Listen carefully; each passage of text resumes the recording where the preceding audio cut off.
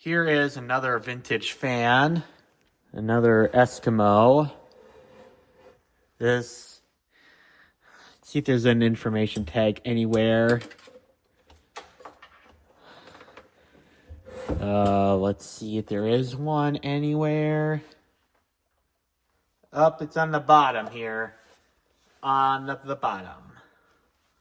If I can get it close to the camera here.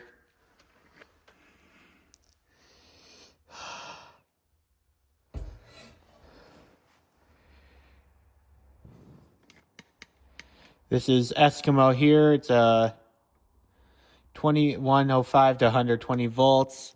It's a model number 43M, I think, could be 45. There's a scratch in that plastic there.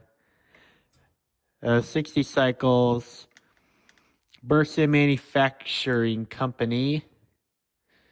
And I got this at an antique store for $29, which I'd say is a really good price for one of these. I paid newer models of the same size for about double the price before, and I've seen it. So I think about 29 was a good deal for this fan, and it's in okay condition. I mean, one thing to note is that this back here is reflectable, and the switch here still works. I have not taken this thing apart yet, but I know the oscillation is not going to work because, as you see here, there's no arm right here. And being this is loose, I'd be willing to bet maybe the thing is stripped. But I don't really use these on oscillation enough to be worrying about that, but yeah. And the cord seems to be okay. There's no... I think the cord's deteriorating now. Up here. It's really bad by that grommet right there. But I think I'm going to replace the cord on this either way. I mean, it's otherwise not very severely cracked, but I think I'm still going to replace the cord because I really don't trust the deteriorating wire. Because a deteriorating wire is not safe to have. And this right here, I think, is deteriorated enough. If I can get this on camera, the camera can listen and focus. You can see it's kind of deteriorated by that grommet. So that's not good. That one, I'm going to have to fix that, but for a test, that's good enough for now. And here's the plug. I think this is original. It's a non-polarized plug. So, without further ado, let's go ahead and plug this fan in and see how she runs.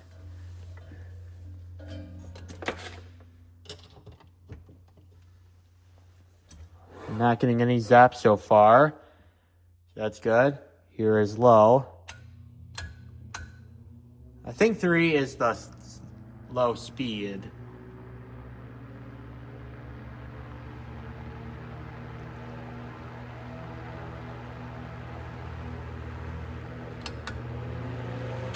Yeah, absolutely 3 is the slower speed of the 3.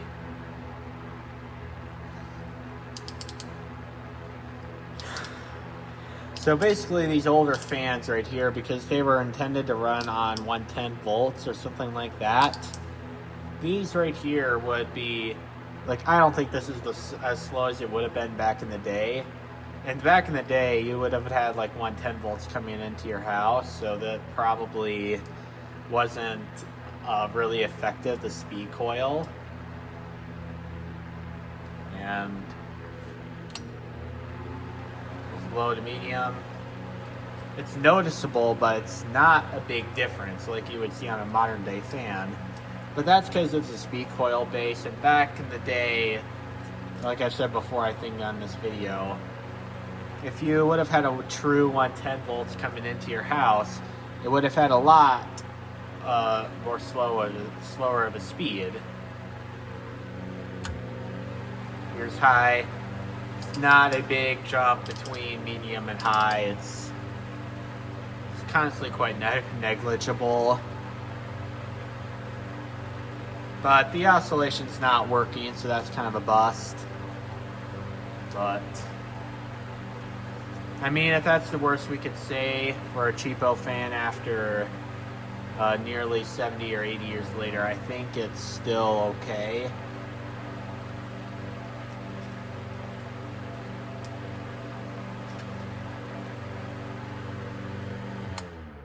And here is off. The bearings seem to be having problems. You can see the spin down is quite short. Yeah, I think the bearings are a little tight, but that can get fixed pretty easily. The oscillation is probably going to be the worst of it. Oh, didn't realize I was plugged in. But I love that switch. That's a good switch right there.